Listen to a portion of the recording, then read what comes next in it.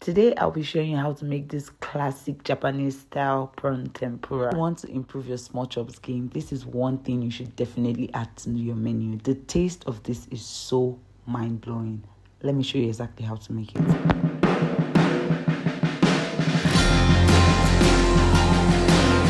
For this recipe, we're going to be needing clean, deveined, and butterflied up prawns. I'm using small prawns. You can use jumbo prawns, you can use tiger prawns, you can use any type of prawns you want.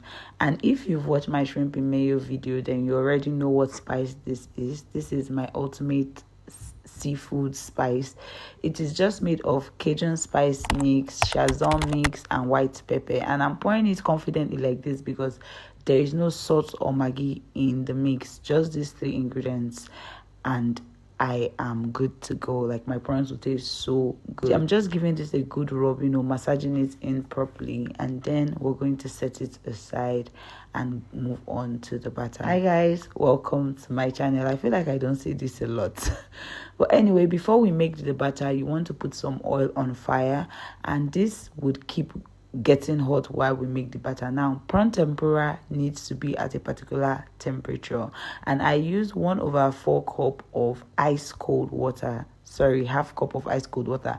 All the ingredients and measurements will be listed in the description box below. So that was just water and egg, ice cold water, emphasis on the cold. And then I went in with 3/4 cups of flour and 1/3 cups of corn flour, and I mixed this together with just half teaspoon of baking powder.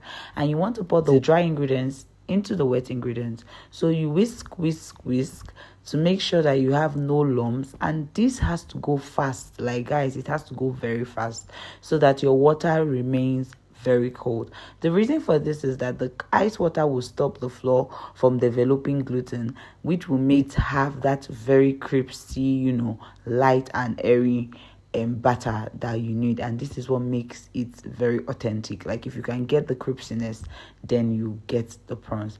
So now that we're done mixing the batter and the prawns as spice, we're going to move this to the frying station. So this is just a very, very quick movement. Like I said earlier, this is the consistency of batter you want to make sure you get, not too thin and not too thick.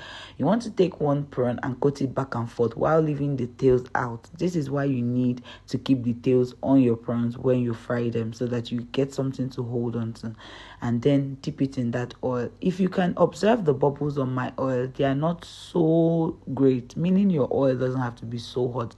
I do not have a thermometer, so I just eyeball this by putting a skewer into the oil, and if there are bubbles around the skewer, then I start frying. That is how I know my oil is ready.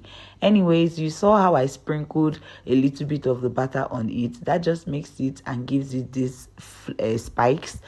It makes it more enjoyable and more crunchy. You can leave it clean and plain. I don't know if there's a better way to do these spikes, but for now, this is the best way I could do them. And you just want to stir fry this and keep turning it around. Do not leave it in one place. If not, you will not get even colors. So you want to keep stirring it around and stirring it around till it's done frying. And guys, this takes a while to fry, so do not be tempted to crank up the heat or make it. If not, you're not going to get that very crispy, light and airy flakes. Now, the best way to get the color you want to achieve is by looking at the flakes and not the prawn tempura themselves, because they would not turn very brown while your prawn starts burning inside.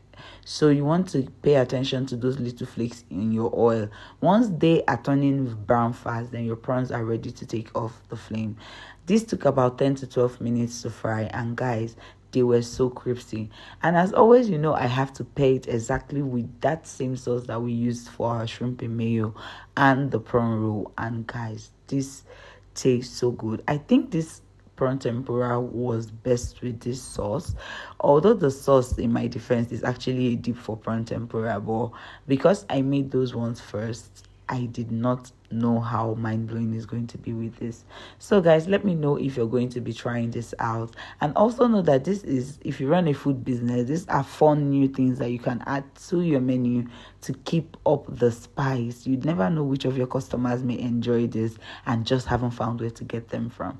So guys, don't forget to like, share and subscribe to my channel to encourage me to keep shooting and making beautiful content like this for you. Also, let me know what next you'd like to see. Bye guys.